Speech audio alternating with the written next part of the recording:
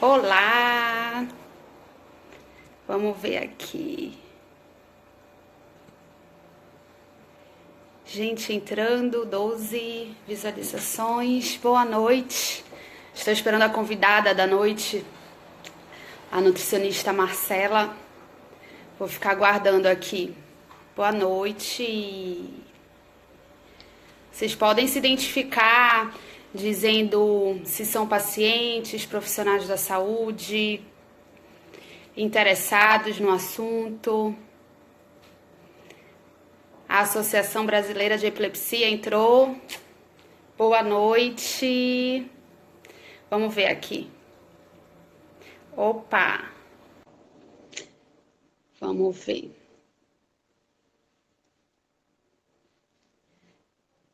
Ah, temos um Oi, jornalista. Luciana. Olá! Tudo bom? Tudo bem, Marcela? Estávamos te aguardando aqui nessa noite. Ai, que beleza! Ó, já tem 29 pessoas aqui, que coisa boa. Muito bom, muito bom. E como E aí, estamos? bom, então, nessa fase de... Bom, primeiramente eu gostaria até de dizer que eu estou aqui em nome da ABE, né, Associação Brasileira de Epilepsia, E, e que eu agradeço, Luciana, o convite para que a gente pudesse falar um pouquinho sobre esse tema que é tão importante. Então, em nome da BE, eu agradeço você, Epilepsia 360, por poder viabilizar esse tipo de informação para as pessoas, porque de fato a gente tem pouca disseminação sobre esse tema, né? Exato. Tá começando esse tema, né? As pessoas descobrirem, as pessoas ficarem mais curiosas sobre esse tema. Também vou me apresentar, estava aguardando esse encontro. Eu sou Luciana, nutricionista, sou de Belém, estou a convite da Epilepsia 360, né, representando essa empresa para a gente bater esse papo hoje. Segunda-feira, eu fiquei pensando, poxa, e aí, será que vai ter gente querendo escutar a gente pós-Dia das Mães? Mas está dando super certo. E, inclusive, antes mesmo da live, a gente já recebeu perguntas. Imagina durante. Ah, que legal. Você separou algumas perguntas, então? Eu tô Já. vendo que o pessoal está comentando, até quero dizer que caso vocês já tenham dúvidas, algumas coisas para pontuar e que a gente possa conversar, a gente vai separando, né? Sim. E aí a gente vai respondendo. Bom, Exato. meu nome é Marcela, eu sou integrante da Associação Brasileira de Epilepsia, sou membro. E eu atuo em São Paulo e a minha linha de trabalho é realmente a epilepsia e a dieta cetogênica. É o foco, inclusive, do meu estudo.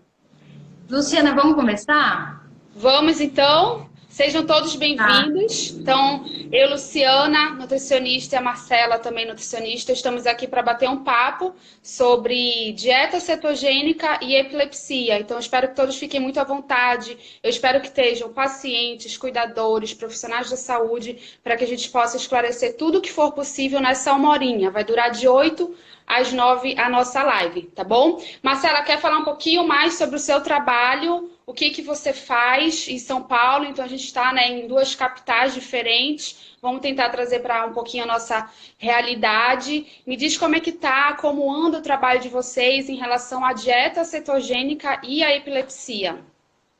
Então, eu estou vinculada. Nós temos um ambulatório de dieta cetogênica no Hospital São Paulo, que é um hospital universitário da Universidade Federal de São Paulo, a Unifesp. E lá nós fazemos um ambulatório de dieta cetogênica desde 2015. Uhum. Em 2014 eu comecei, né, a aprender a estudar sobre a dieta cetogênica. Em 2015 nós estipulamos um ambulatório e ele a gente sabe que 90% são crianças, sendo que é importante a gente dizer isso também em relação aos adultos que também podem se beneficiar com esse tratamento, né? Embora isso é Uhum. uma dúvida muito frequente. Sim. E eu acho que seria interessante, Luciana, até a gente pensar, antes de entrar na questão de dieta cetogênica, mostrar qual a importância da alimentação equilibrada, independente se a pessoa tem uma doença neurológica, como é o caso da epilepsia ou não, mas qual que é a importância da nutrição e o acompanhamento nutricional com pessoas, ou uma gestante, uma pessoa praticante de atividade física. Qual que é a sua opinião em relação a isso? Na verdade, se a gente pegar desde o início, né, a gente vai falar sobre a importância da alimentação para todos, independente do gênero, da fase, né, do ciclo da vida. Eu acho que a alimentação é o que realmente vai proporcionar para a gente o alimento, o nutriente para as nossas funções vitais. Isso é importantíssimo. Mas de que forma a gente está se alimentando, né? De que maneira a gente está se alimentando para poder proporcionar essa qualidade para a nossa saúde. Então, se tratando de alimentação, acesso, né, à alimentação, na verdade o nutricionista ele tem um papel importantíssimo. Então, daria uma outra live a gente falar da importância do nutricionista em fases da vida. Se a gente for falar de uma gestante, né, a vida intrauterina já é dependente dessa mãe, uma base alimentar, né, um padrão alimentar saudável. Se a gente for falar de uma criança, para o crescimento e desenvolvimento dela, a alimentação é importantíssima. E aí existem vários outros... Eu acho que é interessante também a gente pensar que, por exemplo, não é porque a pessoa não tem uma epilepsia uma epilepsia com indicação ao tratamento dietético, que vocês verão que são 30% dos casos, que são aquelas epilepsias de difícil controle medicamentoso. Embora a pessoa ela tenha um controle adequado do seu quadro clínico em uso correto das medicações, não é por isso que uma alimentação nutricionalmente equilibrada ela não deve ser seguida. Inclusive, já iniciando aqui, falando um pouco da cetogênica, algumas pessoas, e até se alguém tiver aí e puder comentar, fazer esse comentário, ver se confirma o que eu estou dizendo, que muitas pessoas que têm uma epilepsia, às vezes têm algum tipo de escape de crise quando faz uma ingestão muito grande de carboidrato. Então, pode ser uma festa onde essa pessoa tomou cerveja, comeu pão, bolo, enfim. E aí muitas pessoas, algumas pessoas, têm um limiar um pouco alterado e aí, de fato, podem apresentar essas crises. Sim. Então, é importante a gente frisar. Isso. E aí eu acho que, em relação à epilepsia, é importante a gente saber o conceito, que é uma doença neurológica, né? E ela acomete aproximadamente 0,5% a 1% da população mundial, sendo que a incidência maior é nos países em desenvolvimento. Então, a epilepsia, ela pode acometer qualquer faixa etária, ela não difere de faixa etária, embora ela tenha uma prevalência maior em crianças e idosos do que em adultos, né? E ela também pode se manifestar, inclusive numa fase adulta. E ela tem diversas etiologias, normalmente são 6 que a gente enumera. Etiologia é a causa da doença, né? Então, etiologia é a causa da epilepsia.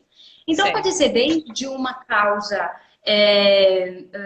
imune, infecciosa, um traumatismo, por exemplo, algum erro inato do metabolismo, então alguma causa de origem metabólica também. Certo. E aí, o que acontece? Normalmente, essa pessoa, quando apresenta uma crise, ela... uma crise isolada não é conivente com um quadro de epilepsia. Mas sim, aquela pessoa que apresenta crises recorrentes, aí sim ela tem um quadro denominado de epilepsia. Caso essas crises estejam muito frequentes, mesmo com o uso correto das medicações que o neurologista indica, aí sim o neurologista ele vai avaliar que de fato aquele paciente ele é refratário ao tratamento, ele não responde de forma adequada ao tratamento, ou seja, ele mantém aquelas crises frequentes. Nesse momento, o neurologista ele vai avaliar qual é a possibilidade de tratamento para aquele paciente. Então, bom, ele já fez uso das medicações, não foi efetiva da maneira que o médico, o paciente almejava, né? Que era um controle total das crises.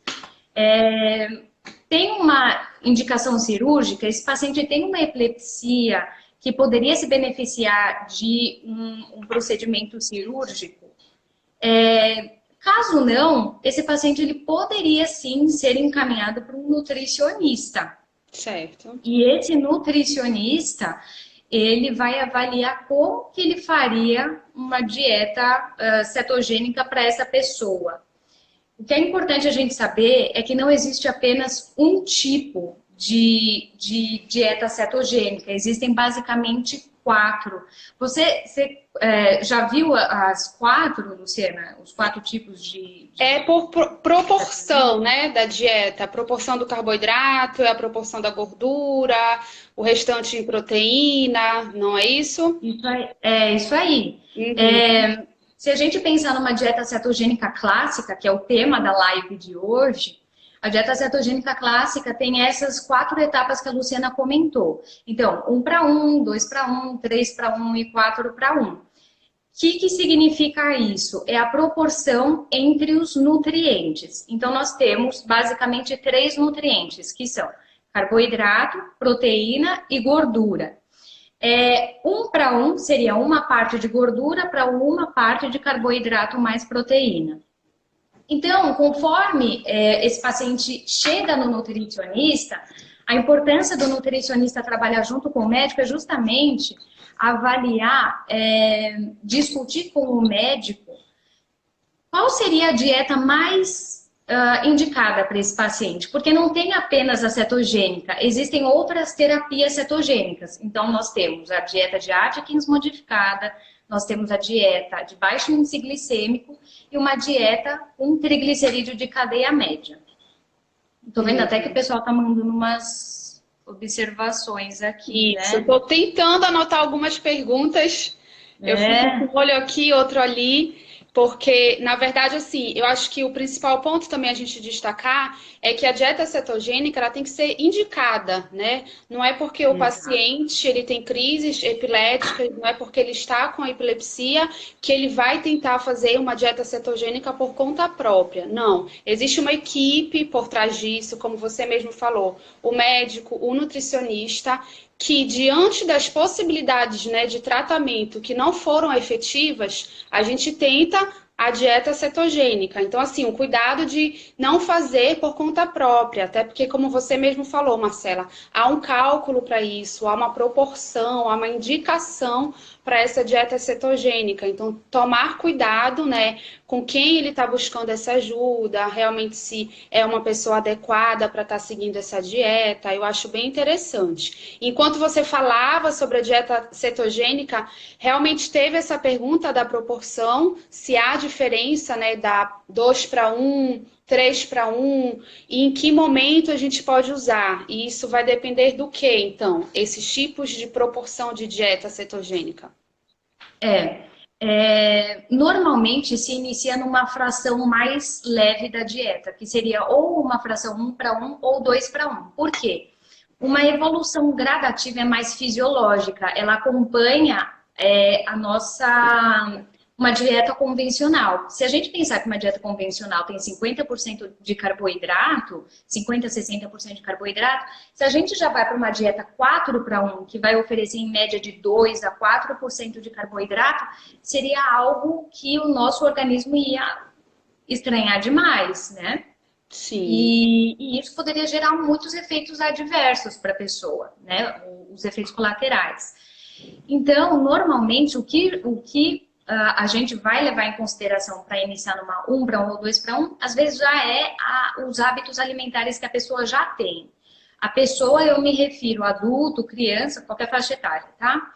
Então, digamos que seja uma pessoa que chegou para você, Luciana, no seu consultório, e essa pessoa tem uma epilepsia refratária, né, fármaco-resistente, o médico já encaminhou, já fez um encaminhamento para uma indicação acetogênica, e aí a pessoa ela já chegou no seu consultório, e é aquela pessoa que ela não tem o costume de consumir muitos alimentos com de carboidrato, então aquela pessoa que come muito refrigerante, fast food no geral, massas, bolos, pães, os farináceos, os tubérculos em geral. É uma pessoa que ela já está com uma dieta mais equilibrada por conta própria, né? Essa pessoa, ela poderia já pensar, de repente, iniciar numa 2:1, nunca numa 3:1, né? Tá. Eu normalmente inicia nesse tipo de fração. Às vezes, uma Atkins modificada é uma outra alternativa de dieta, a gente pode utilizar de forma mais satisfatória para a fase, né, da adolescência, que são aquela fase em que a pessoa quer sair, enfim, né, ter um convívio social, e para adultos no sentido de que a pessoa ela não vai poder ficar o tempo inteiro com uma balança para pesar o alimento, porque a dieta cetogênica ela precisa de uma balança para que os alimentos sejam pesados antes do preparo, antes da cocção. Sim. Então, é uma dieta que ela é tão cheia de detalhes que a gente precisa, de fato, o nutricionista calcula lá, fica até chegar na quantidade adequada para a pessoa, porque esse cálculo é feito de forma individual, então cada cardápio é um empenho bem importante do nutricionista. Certo. Então, na verdade, a dieta cetogênica, ela é fato, né? Se for bem seguida, se for bem orientada, que ela consegue diminuir essas crises. Mas eu acho que é muito importante a gente falar também que antes de iniciar essa dieta cetogênica, a importância de uma reeducação alimentar. Porque se a gente está falando de carboidratos, se a gente está falando de proteína, de gordura, aquele paciente ele precisa saber antes o que é o carboidrato, né? O que é a gordura, o que é a proteína. Então, essa anamnese alimentar desse paciente é muito importante, porque a gente pode explicar antes um padrão alimentar, o que seria um padrão alimentar saudável, para a gente poder começar com essa dieta cetogênica, né? Tem várias e várias perguntas, no finalzinho a gente vai... Principalmente, eu queria só fazer um adendo, principalmente para aquelas crianças que são mais seletivas. Então, muitas vezes, são crianças que chegam para o nutricionista fazendo, ao invés de fazer o almoço, acaba sendo substituído esse almoço da criança por algo que, de fato, ela tem preferência. Então, uma criança, logicamente, vai preferir comer uma pizza, pipoca, que criança ama pipoca, do que comer um prato da família, que tem os verdes que assustam algumas crianças, né, do brócolis, pepino, enfim, e todo o restante do prato. Então, é importante que, se tiver algum familiar que já nota essa questão no seu filho, de uma preferência por determinados alimentos, isso é algo que você já pode fazer. E é bom que a criança ela segue sempre o que os pais fazem, né? Então, o que o pai compra para casa, o que tem disponível na geladeira, nos armários. Então, se tem sorvete, se tem, enfim, chocolate, essas besteiras, a criança ela vai abrir, vai pegar, vai comer. E se isso acontece numa criança ou numa pessoa que faz uma dieta cetogênica, o que vai acontecer se ela simplesmente come algum alimento que não faz parte do plano alimentar? Que seria, por exemplo, uma bala, poderia ser um chiclete com açúcar, poderia ser uma bolacha, qualquer alimento. A criança ela vai ter um escape, ela pode ter escape de crise. Por quê? Porque ela está num processo metabólico chamado de cetose. Ela tem um aumento da produção de corpos cetônicos. Esses corpos cetônicos, eles são um produto do metabolismo das gorduras. Então, conforme essa pessoa, ela faz uma dieta cetogênica, ela vai aumentando os níveis séricos de corpos cetônicos e esses corpos cetônicos, eles vão atingir o cérebro. Agora imagina que de repente ela consome algum alimento que interfere essa produção de corpos cetônicos que estava favorecendo o controle das crises. Essa pessoa tem escape. É a mesma coisa que você deixar de tomar um remédio, por exemplo. Certo, não. É por isso a importância desse acompanhamento, né? E o apoio familiar, né? A família saber que o paciente está fazendo o tratamento, a família saber que tipo de dieta esse paciente está fazendo, até para colaborar com o resultado. Porque imagina, a mãe se esforçando, a mãe vai à consulta, e aí chega um familiar e oferece a bala, né? E um refrigerante para essa criança ou para qualquer outro paciente que esteja em tratamento. Então, eu acho que Isso é comum. Se tiver alguém aí, puder comentar isso que você falou, é super comum. Isso, dos familiares, né, tentarem um pouquinho atrapalhar, talvez nem sem querer, né, sem saber, mas é importante essa comunicação familiar, para que todos estejam juntos nesse tratamento, né? Então, assim, é fato de que a dieta ela vai interferir de forma benéfica no tratamento da epilepsia.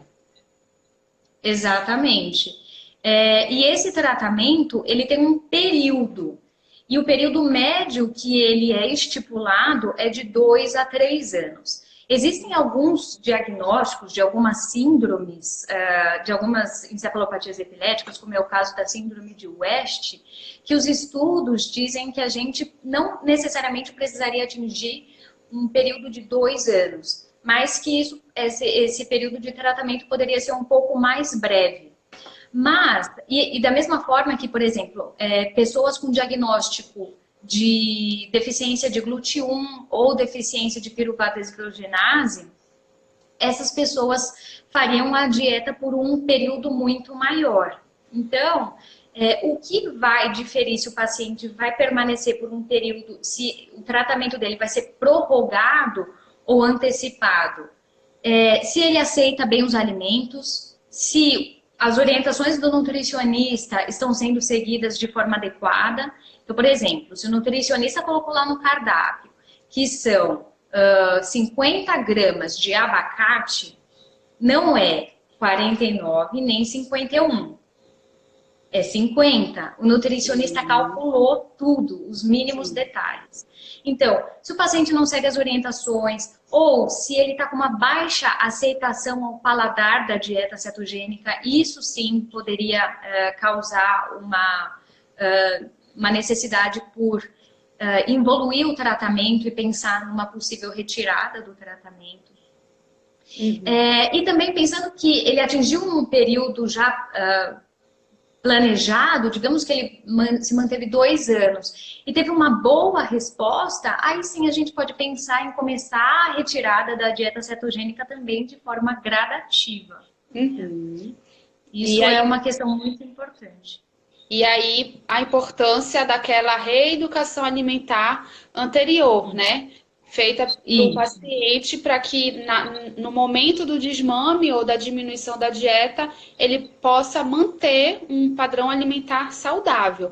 E assim, Marcela, pela tua experiência, quem você acha que se adapta melhor à dieta ou é igual para todas as faixas etárias, adulto, criança, idoso? Você acha que todos... Desculpa, em relação a quê? Ao acompanhamento, à continuidade da dieta, você acha que todos são iguais nesses 2, 3 anos? Algum ou outro tem mais dificuldade em seguir a dieta ou não? Infância, fase adulta e idoso, todos seguem sem queixas, vamos dizer assim. Tá, entendi. Você diz em relação a, por exemplo, a adesão, né? Quem tem mais facilidade ou não. Quem tem mais facilidade? Pessoas que se alimentam por via enteral, ou seja, pessoas que não se alimentam por boca, mas sim por sonda, e essa sonda ela pode ser no estômago, jejum, no duodeno, e o paciente vai receber essa alimentação por alguma fórmula que ela já vai ser pronta, já é uma cetogênica pronta. Essa fórmula Uhum. existe no Brasil e ela já está numa fração 4:1. Então, as pessoas que se alimentam por via enteral, normalmente a adesão, eu não vou falar estatísticas aqui, porque eu não tenho esse dado, mas clinicamente, na minha prática, eu acho que é muito bom. E das nutricionistas que tiverem aí, puder comentar, eu acho que seria bacana. Quem segue muito bem também são... eu acho que são mais as crianças do que adultos, na minha opinião. Em relação aos estudos, o que mostra é que, por exemplo, adultos têm uma adesão, às vezes, muito melhor com uma dieta de Atkins modificada do que com uma dieta cetogênica. Justamente por essas questões que eu comentei. Então, a adesão de um adulto, ela, às vezes, ela é melhor com uma Atkins. Nas crianças, eu tenho bons resultados, principalmente porque quem prepara, quem faz e quem entrega a refeição como uma forma de medicamento para aquela criança, né, em todas as refeições, em parte eu acho que é por questão dos cuidadores. Então, o cuidador, ele percebe a necessidade e a efetividade, a importância daquilo para a criança e, de fato, ele abraça a causa e faz acontecer, faz o remédio da criança lá na cozinha, que ele comprou lá no supermercado, né? Tudo pesado, com dose, tudo certinha. Uhum. Deixa eu ver algumas perguntinhas aqui. Enquanto isso, só citar que apareceram duas nutricionistas que também atuam nessa área de dieta cetogênica e elas falaram que no Hospital Betina daqui, tá? Eles fazem esse levantamento de dados, essa anamnese alimentar, saber a qualidade do que esses pacientes, né, estão, de que forma eles estão se alimentando. Esse hospital tem um ambulatório, tá bom? Que atua em pacientes com epilepsia e eles estão trabalhando esse levantamento de dados da qualidade nutricional. Então, acho que vai vir um resultado bem legal para a gente saber como é que está a qualidade alimentar da nossa região, né? Primeiramente, nesses pacientes. Então, enfim, o laboratório de vocês, né? O ambulatório de vocês já funciona muito bem isso, né? Vocês já têm toda uma equipe, vocês já fornecem, já tem nutricionistas que fornecem todo esse acompanhamento, né? Talvez foi o pioneiro, não foi, Marcela? Você diz no o O hospital? ambulatório, isso, o Pioneiro? hospital, isso. Nessa. Mas bom, se a gente pensar em região, em São Paulo tem o Hospital das Clínicas, que é o Instituto da Criança, é isso, né? Que você Isso, as referências, né, no tá. Brasil. Nós temos o hospital em São Paulo, tá, gente? O Hospital das Clínicas, o Instituto da Criança, nós temos o Hospital São Paulo, nós temos na Unicamp. Ai, eu não sei. Não, Eu não sei tem que em problema. Recife tem o IMIP, no Legal, Rio de Janeiro tem o Instituto do Cérebro. legal. É bom a gente, né? Sabe o que eu queria te fazer uma pergunta que é importante? Porque, por exemplo, a gente está em estados diferentes, né? E a acessibilidade aos alimentos das pessoas, às vezes, também é diferente. Uhum. E se você pensar, queria te fazer uma pergunta. Se a gente imaginar que uma dieta cetogênica, a base dela é gordura, creme de leite, maionese, toucinho, nata, leite de coco, e que a gente vai ter uma redução de carboidrato e a proteína ela vai se manter adequada, o que você acha na sua região que o acesso aos alimentos, a adesão, você acha que como seria? A Porque nossa, pode falar. a nossa cultura, né, alimentar, nossos hábitos alimentares, a base é rica em gordura, tá? Então, se a gente for falar de alguns alimentos regionais, a primeira que vem é o açaí. O açaí é altamente gorduroso, porém rico em carboidrato. Então, a gente teria que fazer, né, esse equilíbrio, ter que ter esse equilíbrio na dieta, à base de cálculo, ver quais os dias que serão permitidos, né, em que etapa vai ser permitido. Outros alimentos pratos típicos daqui, então, tacacá, maniçoba, rica em gordura, porém tem o carboidrato. Então a gente também tem que tomar cuidado com o acompanhamento desses alimentos, né? Como eles estão servidos. Vamos falar de outras frutas, cupuaçu, bacuri, eles são altamente gordurosos, porém eu acho que a gente tem que ter um pouquinho de cuidado, porque não vem só a gordura em si, né? Castanha do Pará. E assim, entender que isso vai fazer parte da dieta. Ela não vai estar diariamente presente como nós fazemos aqui. Então, o açaí, ele está muito frequente no hábito alimentar do paraense, né? Então, assim, a gente tem que ter cuidado com essa frequência. Mas sim, a gente tem acesso a alimentos. Por exemplo, creme de leite, isso seria algo que você julga como favorável para adesão? Sim, acessível. Aqui é acessível. A gente usa receitas com creme de leite, dá para incluir. Eu acho que antes de mais nada, como a gente havia comentado, é saber a condição econômica desse paciente, é saber em que Ah, etapa a gente pode estar incluindo esses alimentos. Nada como uma anamnese alimentar para a gente realmente estar discutindo o que pode incluir naquele momento, quais as condições daquele paciente, né, em incluir o alimento ou não. Mas a gente tem acesso, sim, podemos incluir esses alimentos com alto teor de gordura. Acho que basta mais a questão, né, de acertar essa dieta. E por aí, os sim. alimentos. Então, você sabe que por conta dessa pandemia e o creme de leite está sumindo dos supermercados, né? Isso está acontecendo. Isso sempre acontece, inclusive, por exemplo, nas épocas de Natal, porque as pessoas fazem muitas preparações culinárias. E as pessoas agora estão mais preocupadas. Mas existem substitutos. Então, por exemplo, se não tem um creme de leite, existe a maionese, existe a nata, existe o toucinho, leite de coco, existem outras alternativas para viabilizar isso. Então, é importante, né? Os pacientes sempre estão em contato com o nutricionista, e aí o nutricionista indica a quantidade de substituição, né? Sim. Uma pessoa aqui me perguntou o tempo em quanto tempo dá a Sheila, né? Em quanto tempo dá resultado? Sheila, é assim, a dieta cetogênica a gente inicia e a gente aguarda um período de 3 meses, tá? Esse período de 3 meses é um período que a gente vai garantir e uma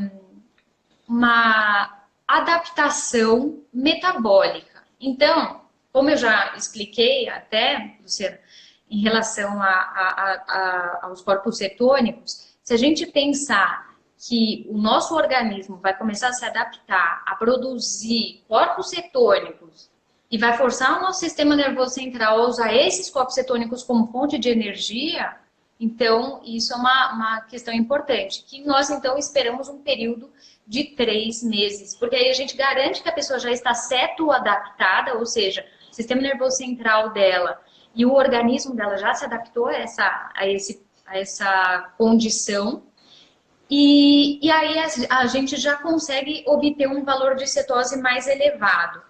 Não necessariamente a pessoa vai precisar atingir uma 4:1 para que ela tenha um resultado positivo. Às vezes, numa 3:1 ela tem um resultado positivo. E nesse período de 3 meses, se ela teve um resultado positivo, que é redução de crise em média de 50%, né? Tinha 100, passou a ter 50. Se Legal. ela teve isso, e se ela teve também uma melhora dos aspectos cognitivos, atenção, comunicação, isso é importante que o neuro e o nutri precisam avaliar em conjunto. Se isso for julgado como positivo, essa dieta vai permanecer. Caso contrário, a dieta vai ser involuída até uma dieta convencional. E aí, Luciana, uma questão que também é perguntada é, por exemplo, meu filho fez uma dieta cetogênica com 2 anos de idade. Hoje ele tem 10. Ele pode voltar a fazer? Pode, não tem o menor problema. Voltar a Certo. fazer. Uhum. Tem uma perguntinha bem interessante, porque a gente fala muito de gordura, né? Mas qual é o tipo de gordura? A gordura animal, a gordura vegetal? Então tem alguns que estão nos assistindo, estão falando que são vegetarianos, estão perguntando que tipo de gordura vegetal pode. Então, assim, podemos usar a gordura vegetal? Sim, pode utilizar a gordura vegetal. Então, até se a gente pensar nos óleos vegetais, um óleo de abacate, óleo de linhaça, e os óleos comuns, girassol, canola, milho, soja, é, não estou entrando numa parte de nutrição funcional aqui, tá? Eu estou citando quais são os óleos vegetais que poderiam ser utilizados a critério do nutricionista também, né? É. O azeite extra virgem também é uma alternativa bem bacana. E o óleo de coco, que muita gente associa cetogênica com óleo de coco. Uhum. E também é importante a gente pensar que não é uma dieta que visa emagrecimento, tá? Dieta cetogênica visa controle de crise epilética, tá? Certo. Então, finalidades estéticas para o tratamento da epilepsia com a dieta cetogênica não está presente, não é o nosso objetivo. Uhum. Se for a consequência, o emagrecimento aconteceu por outros fatores, mas o nosso objetivo da dieta cetogênica é realmente diminuir essas crises. Tem muita gente perguntando sobre leite desnatado. Pode leite desnatado? Leite desnatado, olha só. Os leites, se a gente colocar ele numa gradação de porcentagem de gordura, a gente iria do leite desnatado, que tem menos, para o leite semi-desnatado, para o leite integral, para o creme de leite tradicional e o creme de leite pasteurizado. O pasteurizado, ele tem uma porcentagem de 30 a 40% de gordura. Então, se nós estamos falando de uma dieta que precisa ter um alto teor de gordura, necessariamente nós faremos uso de um creme de leite pasteurizado. É, Existem exceções, por exemplo, às vezes o paciente está numa dieta, numa fração 1 para 1, às vezes dá para a gente fazer um uso de um creme de leite que seja tradicional, que apenas não tenha carboidrato, mas que a gordura, ela não é tão, não atinge a quantidade de gordura de um creme de leite pasteurizado. Então, assim, resumindo, nós não utilizamos umas frações mais elevadas e a gente substitui o leite pelo creme de leite. Então, vai falar assim, mas eu vou dar creme de leite para o meu filho? Como que eu vou dar? Não fiquem preocupados, porque crianças adoram, podem falar aí, os pais que têm as crianças que fazem, ou os adultos também adoram creme de leite, faz chantilly, todo mundo gosta. A adesão ao creme de leite, ela é boa. É lógico que diariamente, durante um período longo de 3 anos, isso pode vir a enjoar algumas vezes, né? Mas existem alternativas, inclusive, de receitas que a gente poderia, né, lançar a mão disso. Certo. Tem uma perguntinha aqui dizendo de que forma a dieta cetogênica vai interferir no cérebro. Tá. Que seria um efeito antiepileptogênico, né? Um efeito a favor do controle de crise. Isso. Existem vários mecanismos da dieta cetogênica, tá? Mas eu vou falar o mais, não o mais simples, mas um que é muito recorrente, que ajuda bastante a gente a entender o funcionamento da dieta. O jejum. Quando a gente faz jejum prolongado, a gente controla a crise, né? Calma, deixa eu reformular essa minha frase para a gente não falar coisa, não propagar a informação errada. Olha só, no jejum prolongado, existe uma produção maior de corpos cetônicos, que são aqueles substratos oriundos da gordura ingerida na dieta. Esses corpos cetônicos, eles são produzidos pelo fígado, através desses ácidos graxos, das gorduras, e aí esses corpos cetônicos, eles conseguem ultrapassar uma barreira do cérebro que se chama barreira hematoencefálica. esses corpos cetônicos, que são 2 principalmente, um terceiro ele é eliminado através da respiração, ele é volátil, um composto volátil. Os 2 que conseguem atravessar a barreira hematoencefálica, eles vão conseguir manter uma atividade elétrica neuronal mais equilibrada. É como se a glicose que vem lá do bolo, da batata, do arroz, é como se ao chegar no cérebro de uma pessoa que tem epilepsia fármaco resistente, não estou falando uma pessoa saudável, tá? Isso é importante. E nem uma pessoa com epilepsia controlada, uma pessoa com epilepsia fármaco-resistente. Quando essa glicose chega no cérebro dessa pessoa que tem uma epilepsia fármaco-resistente, ela pode hiperestimular a atividade elétrica no cérebro dessa pessoa. E isso acaba predispondo a algumas crises. Por isso que lá em 1921, um médico pensou na proporção da dieta cetogênica. Ele falou assim, então, se o jejum, quando a pessoa faz um jejum muito prolongado, se ela produz corpos cetônicos e reduz crise, como é que eu vou fazer uma dieta para que ela tenha esses corpos cetônicos, assim como o jejum, como se a gente estivesse se alimentando, mas enganando o nosso cérebro. A gente passa uma mensagem para ele que a gente está em jejum, mas a gente não tá. Porque se a gente ficar em jejum, a gente vai morrer de inapetência, porque seriam quanto tempo em jejum que o nosso corpo iria permanecer. Então, esse é o mecanismo principal. Mas também existem outros relacionados aos ácidos graxos poliinsaturados, ao aumento de um neurotransmissor chamado GABA, redução de glutamato, por exemplo, a própria atividade antiepileptogênica dos corpos cetônicos também, né? Existem vários mecanismos associados. Também redução de inflamação, muitas vezes.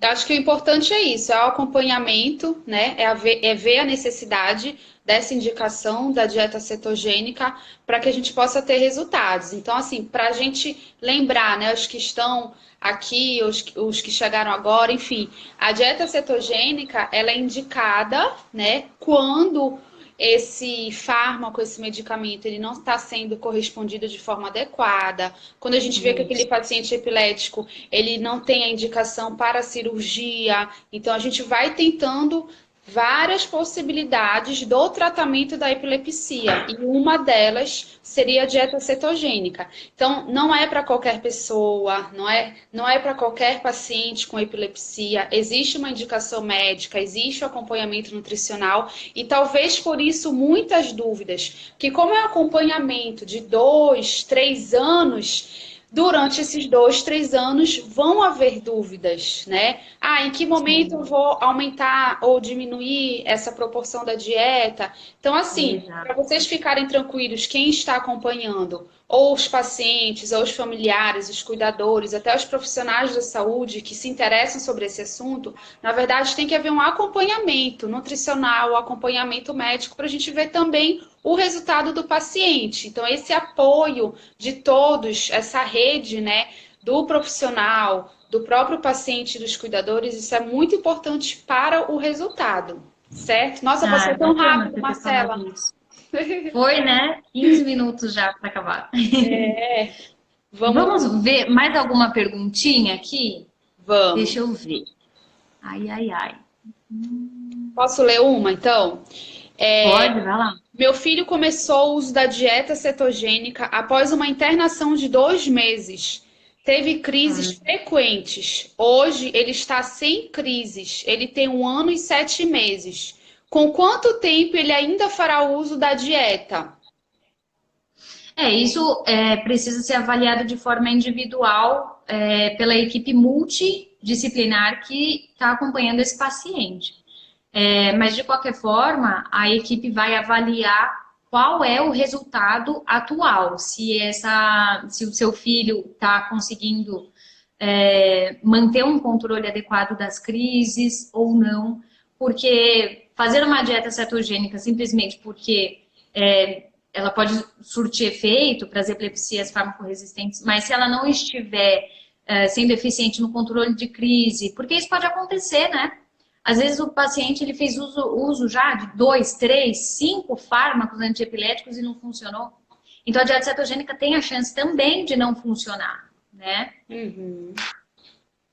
Tem mais uma. Criança com refluxo.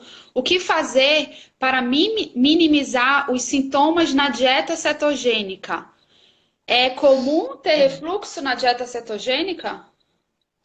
Então, o refluxo, ele às vezes ele pode estar associado às vezes a pessoa já tem uma gastrite, às vezes mais em adulto, ou ela tem alguma questão relacionada à própria deglutição, né, a aspectos mecânicos do esôfago, né, do esfíncter.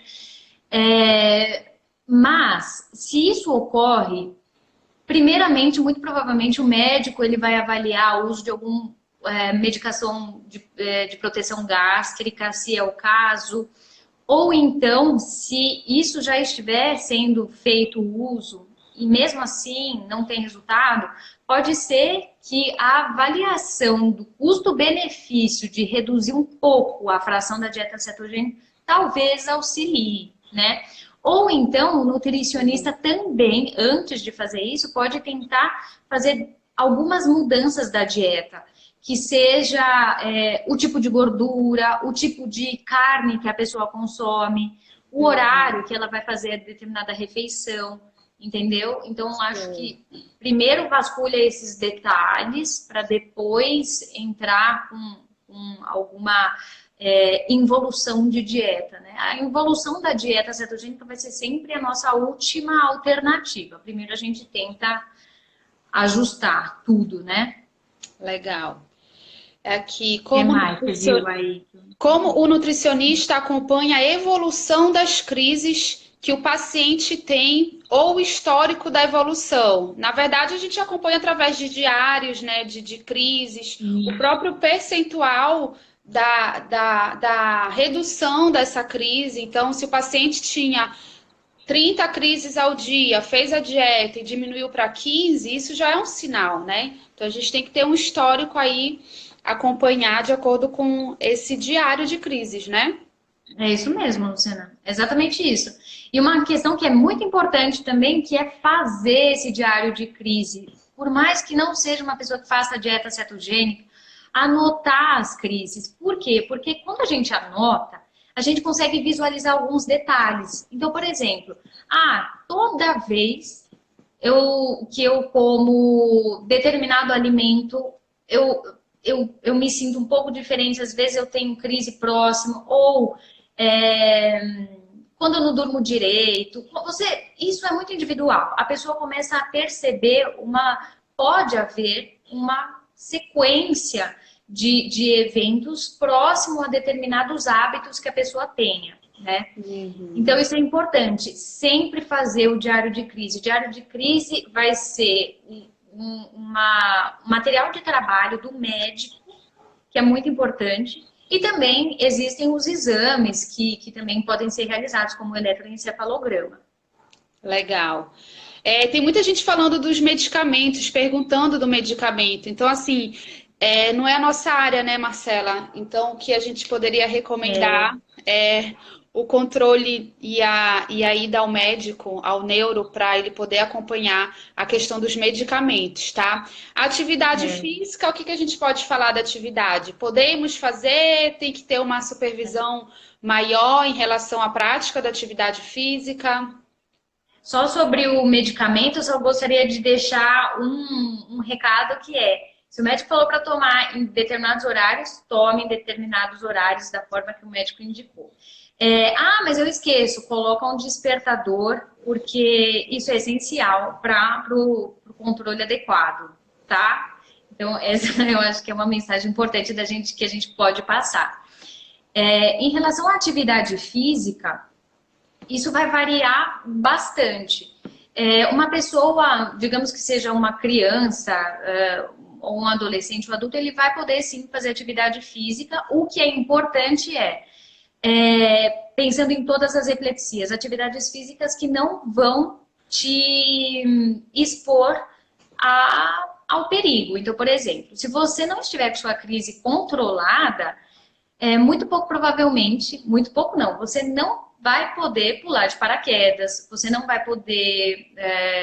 Você pode até fazer uma natação, mas desde que tenha alguém te acompanhando lá na piscina. Então, às vezes, musculação, as pessoas levantam aqueles pesos, né? Não sei o nome do pezinho, mas levanta aquele peso, isso daí, se de repente a pessoa tem uma crise, ela pode se machucar. Então, isso é bastante importante. Mas em relação à performance na atividade física, algumas pessoas, como a cadeia do ácido graxo, né, esses carbonos, é uma cadeia de carbono um pouco mais longa, e essa clivagem a cada 2 carbonos ela é feita de forma mais lenta do que uma glicose, que é rápido, uma energia naquele momento que já te oferece. Muito provavelmente pode ser que a sua performance tenha uma alteração. Às vezes a pessoa é atleta, corre, faz maratona, pode ser que isso altere um pouco da performance, mas não tem contraindicação. E lembrar dessa questão do tipo de atividade física que vai causar um risco também, né? Bom senso, né? Eu acho que tudo na vida tem que ter esse bom senso, né? Não podemos ficar sem atividade, mas também não precisamos exagerar. Bom, falta 5 minutinhos, então vamos supor que aquele paciente, ele já está com a crise controlada, porque tem muitas perguntas falando sobre isso. A crise controlou com a dieta. O que nós vamos fazer, tá? Então, diante de tudo isso que a gente discutiu, que a gente aprendeu, que o nutricionista indicou a dieta cetogênica, após 2, 3 anos, essa dieta está controlada, as crises estão controladas. O que se faz, Marcela? A gente faz o desmame, a gente continua com o encaminhamento nutricional, acompanhamento nutricional? Qual seria o ideal? A dieta ela vai começar um processo depois desse período de tratamento. Conclui o tratamento, ela começa um processo de involução, que é gradativo, da mesma forma que a dieta foi iniciada, né? Então, ela passou por todas as frações, ela vai evoluir em todas as frações. Algumas síndromes recomenda-se que a dieta cetogênica tenha uma evolução mais lenta ainda, principalmente para aqueles pacientes que têm algum tipo de, como se diz? Uma questão estrutural, né? Alguma má formação encefálica, né? Uma questão estrutural, ou que ainda mantém muitos paroxismos no eletroencefalograma, né? Uma atividade epileptiforme no encefalograma. São pacientes que, por mais que a gente possa fazer uma dieta cetogênica, ele tem a chance de aumentar um pouco a crise. Isso é importante a gente pensar o seguinte, não é que ele tinha 50 crises um dia, passou a ter 25, que depois da dieta ele vai passar a ter 50, tá? Isso não acontece. Ele pode ter um aumento não expressivo, tá? Então, ele vai permanecer um controle adequado. Lembrando que alguns casos, né, principalmente de má formação cerebral, podem ser alguns casos que estejam nesse número de pessoas que podem ter um escape, algum número de escape de crise, né? Por isso a importância da manutenção da dieta, né? Dos hábitos saudáveis, do padrão alimentar saudável, de ter feito antes uma reeducação alimentar, de ter aprendido o que é um carboidrato, o que é uma proteína, o que é uma gordura, para que a manutenção dessa dieta também seja bem sucedida, né, Marcela? Então, por exemplo, o que você diria para um paciente que fez uma cetogênica com você, 3 anos, o que você diria para ele? Bom, na verdade, fazer a manutenção dessa dieta é importante. Então, assim, a gente sempre avaliar como está o hábito alimentar daquele paciente. A gente sempre fala a importância de evitar os carboidratos. Então, assim, aquele açúcar que foi retirado, aquele refrigerante que foi retirado, que a gente mantenha ele fora do cardápio. Então, o que a gente está fazendo, na verdade, é proporcionar uma melhor qualidade de vida para ele. Então, que seja também da dieta. A gente precisa dar continuidade numa reeducação alimentar, né? Então, tem que ficar de olho nesses grupos alimentares, principalmente no carboidrato. Eu acho que o carboidrato é um grande vilão nessa dieta. Então, para a gente fazer a manutenção do que você falou, da involução, é importante a gente prestar atenção nessa qualidade. Tem gente perguntando aqui que ainda tem muita dúvida, agradeceu muito a nossa live, mas gostaria de dar continuidade. Como é que eles podem fazer para continuar com as perguntas? Gente, eu até peguei aqui o contato da ABE, Associação Brasileira de Epilepsia. O Instagram da associação é @assoc, né? ASSOC.epilepsia.brasil. Isso. Associação brasileira. Ai, gente. É assoc.brasileira.epilepsia.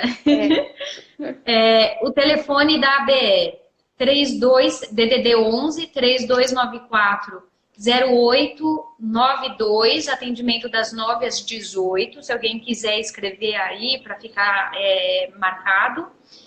E quem tiver dúvida de nutrição, ou seja, dúvida sobre o tema de hoje, é só encaminhar um e-mail para nutricionista@epilepsiabrasil.org.br. Perfeito. E agradecer o convite da Epilepsia 360, que fez esse encontro acontecer, de Belém, São Paulo. Fiquei muito feliz, aprendi com você, Marcela. Então, quem tiver dúvidas ainda, além de todos esses contatos que a Marcela citou, vocês também podem mandar para o Epilepsia 360, o Instagram, tá? Epilepsia 360, que a gente vai tentar esclarecer todas as dúvidas. A gente vai tentar, não, nós vamos esclarecer, ou eu, Luciana, ou a Marcela, ou as nutricionistas que estão envolvidas na dieta cetogênica e no tratamento da epilepsia. Espero que tenha continuidade essa live. Foi muito boa, foi gratificante. Muito obrigada. Deixa eu dar uma informação. Vai ter uma live, perguntaram aqui de canabidiol. Vai ter uma live dia 13, agora, depois de amanhã, no Instagram da Associação Brasileira de Epilepsia. Vai ser às 8 horas, se não me engano. Entrem lá no Instagram da Associação Brasileira de Epilepsia para ver a live. Tá bom? Repete o telefone. Luciana, muito obrigada. Um beijo para você. Eita, gente. Tem como repetir o telefone? As pessoas estão pedindo. Tá, tava silenciando meu telefone que eu esqueci. DDD 11 3294. Deixa eu anotar aqui, ó, para vocês. Ai, gente, eu tô com medo dessa live cair. Então é 11 3294 0892. Mandei aí já para vocês escrito. O Nutri, deixa eu ver aqui, o Nutri da Bahia. Caiu? Não, ainda não, mas vai cair a live. O Matheus ele foi bem participativo da Bahia. Obrigada, então, aos outros estados. Um beijo, Marcela. Qualquer dúvida, vocês podem estar perguntando mais em todas essas redes sociais. E a gente se encontra na próxima, viu? Tá ótimo. Obrigada, Luciana. Foi ótimo, gostei bastante. Obrigada pela participação de todos. Um beijo, pessoal. Obrigada. Tchau, gente. Tchau, tchau.